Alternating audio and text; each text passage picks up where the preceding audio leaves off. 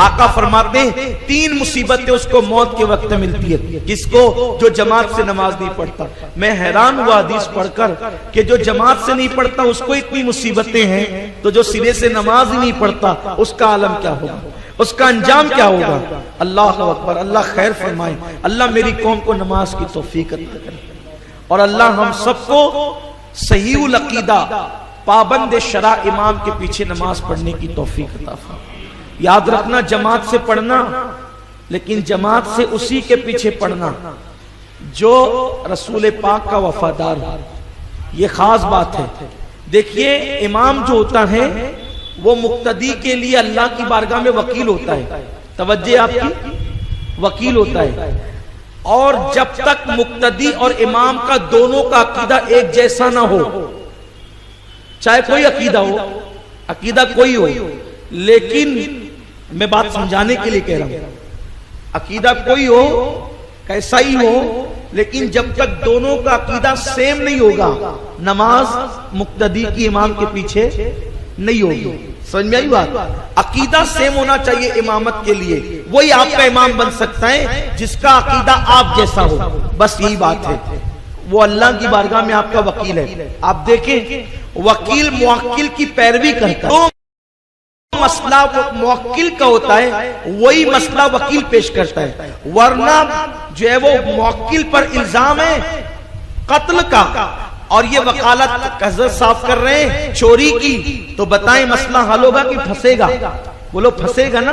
तो यही हाल है कि जब तक के मुक्तदी और इमाम का अकीदा बराबर बराबर नहीं होगा, नमाज नहीं होगी। मिसाल के तौर पर अगर मुक्तदी का अकीदा ये है कि अल्लाह ने अपने नबी को इल्मे गैब अता फरमाया है, तो अब उस मुक्तदी के लिए लाजिम है वो ऐसा इमाम तलाश करे जिसका अकीदा उसके अकीदे के मुताबिक हो, तभी उसकी नमाज होगी। अगर मुक्तदी का अकीदा है कि नबी जिंदा है, तो मुक्तदी को ऐसा ही इमाम ढूंढना पड़ेगा जिस इमाम का अकीदा हो कि नबी जिंदा है। वरना तू नबी को जिंदा माने और इमाम नबी को मुर्दा माने, बता तेरी नमाज उसके पीछे कैसे हो सकती है। इसलिए इमाम का अकीदा और मुक्तदी का अकीदा बराबर बराबर होना चाहिए। इसी तरह अगर मुक्तदी ऐसे इमाम के पीछे खड़ा हो गया कि जो नबी को जिंदा मानता है, वो मुर्दा मानता है, तो उसका हाल सुतून की तरह है। वो मुक्तदी माना ही नहीं जाएगा, वो मुक्तदी माना ही नहीं जाएगा। इसलिए लाजमी है जो अपना अकीदा हो उसी अकीदे के इमाम के पीछे नमाज पढ़ना चाहिए। बल्कि हुजूर ने तो इतनी ताकीद की है, इमाम वही हो सकता है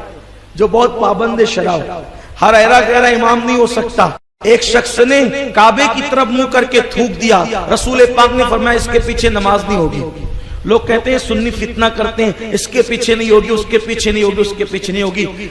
जामे शरायत इमाम के पीछे नमाज होती है, वरना और नमाजें नहीं होती। जमात के लिए जामे शरायत होना चाहिए इमाम को, हाँ, वरना आजकल हाल तो ये है, हिफ्ज कर लिया, इस्तिंजा की सुन्नतें पता नहीं, इमाम बन गया, मसाइल नहीं, इमाम बन गया। ये हालत होती है। अल्लाह ताला रहम करम फरमाए। हमारी कौम का बड़ा बुरा हाल है। मेरे आका सल्लल्लाहु अलैहि वसल्लम के प्यारे दीवानों, अब तो इमामत जो है वो माअज़ल्लाह जो है वो रोजी रोटी और नौकरी का जरिया बन चुकी है, वरना इमामत क्या थी। अल्लाह अकबर। बहरहाल हालात ही बदले हैं कि जब सिद्दीक अकबर जैसा इमाम न रहा तो अबू हुरैरा जैसा मुक्तदी कैसा, और अबू हुरैरा जैसा मुक्तदी न रहा तो अबू बकर सिद्दीक जैसा इमाम कैसा, खुसरो जैसा मुक्तदी न रहा तो निजामुद्दीन औलिया जैसा इमाम कैसा। हाल यही है, न मुक्तदी को सुन्नतें मालूम इस्तिंजा की, न इमाम को मालूम। अल्लाह अल्लाह खैर सल्ला हो गया मामला सारा पूरा। मेरे प्यारे आका अलैहिस्सलाम के प्यारे दीवानों, याद रखें जामे शरायत इमाम होना चाहिए। आका ने फरमाया जिसने काबे की तरफ मुंह करके थूका उसके पीछे नमाज नहीं, जो काबे की तरफ मुंह करके थूके जब उसके पीछे नमाज नहीं, जो काबे का अदब न करे उसके पीछे नमाज नहीं, तो जो रसूलुल्लाह काबे का काबा है उनका अदब न करे तो उसके पीछे कैसे नमाज होगी। लोग कहते हैं वो हरम से आए हैं, वो कहीं से भी आए हैं, इमाम किस शहर का है उसकी अहमियत नहीं है। इमाम किस शहर का है उसकी अहमियत नहीं है। मक्के का हो कि मदीने मुनव्वरा का हो कि बगदाद का हो कि करबला का हो कि नजफ का हो, इमाम के शहर की अहमियत नहीं है, इमाम के अकीदे की अहमियत है। अबू जहल मक्की था, बिलाल हबशा से आए थे, बिलाल इमाम बन गए, अबू अबू जहल, अबू लहब जहन्नमी के जहन्नमी रहा। हमारे यहाँ शहरों के होने की अहमियत नहीं है, हमारे यहाँ तो दिल होने चाहिए, दिल के अकीदे होने चाहिए। सुहैब रोम से आए हैं, रोमी है सुहैब, लेकिन इमाम बन गए हैं। क्यों? इसलिए कि अकीदा रसूलुल्लाह वाला रखा। तो याद रखिए, जमात से पढ़िए नमाज, लेकिन वही जमात है जिसमें अकीदा सच्चा है, अकीदा हक है। वरना हर एक के पीछे खड़े मत हो जाइएगा, ना नमाज रहेगी ना जमात रहेगी, ना यूं खुदा से मिले ना विसाले सनम, ना इधर के रहे ना उधर के रहे, कुछ नहीं मिलेगा। तो दूसरी, कब मौत के वक्त उसको 3 मुसीबतें आती। जो जमात से नमाज नहीं पढ़ता उसको मौत के वक्त 3 मुसीबतें। पहली मुसीबत मौत के वक्त, वो मरेगा तो प्यासा मरेगा, और उस पर इतनी प्यास, ये जो नमाज नहीं पढ़ने वालों का जिक्र नहीं है, जमात छोड़ने वालों का जिक्र, जो जमात के बगैर नमाज पढ़ते उनका तस्करा है।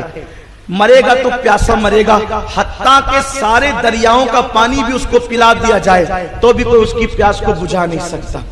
और आका अलैहिस्सलाम फरमाते हैं, अल्लाह खैर करे, आज मैंने ये हदीस पाक पढ़ा, मेरे रोंगटे खड़े हो गए। ये हदीस पाक पहले भी कई बार पढ़ी, लेकिन जब आज इसको जमात के बाब में पढ़ा, रोंगटे खड़े हो गए। आका फरमाते मरेगा तो प्यासा मरेगा, और मेरे आका सल्लल्लाहु अलैहि वसल्लम फरमाते हैं, मरते वक्त अल्लाह उसको सकरात की तकलीफ बढ़ा देगी, मौत की तकलीफ उसकी बढ़ जाएगी। और तीसरा तो इतना बड़ा खतरा है, अल्लाह सबको अमान में रखे। आका फरमाते हैं, डर है कि कहीं काफिर ना हो जाए मरते वक्त, उसका ईमान खतरे में पड़ जाएगा। किसका? जो नमाज नहीं पढ़ता उसका नहीं, जो जमात जानबूझ के छोड़ता है उसका। जमात अगर जानबूझ के छोड़ रहा है तो मरते वक्त ईमान को खतरा है, जो जमात जानबूझ के छोड़ रहे हैं उसके ईमान को खतरा है, तो जो सिरे से नमाज ही नहीं पढ़ रहा है। हालत ये, चलो अभी एक काम कर लिया, दूसरा कर लो, दूसरा कर लिया, तीसरा कर लो, तीसरा किया, चौथा कर लो, पांचवा कर लो, छठा कर लो, दोस्त आगे चाय पीने के लिए बैठ जाओ, ऐसा हुआ कि वक्त ही चला गया। आका अलैहिस्सलातु व तस्लीम फरमाते हैं, जो नमाज में सुस्ती करे उसके ईमान को खतरा है, सुस्ती करने वालों को खतरा है, न पढ़ने वालों का अंजाम क्या है। इसलिए नमाज कभी न छोड़ी जाए।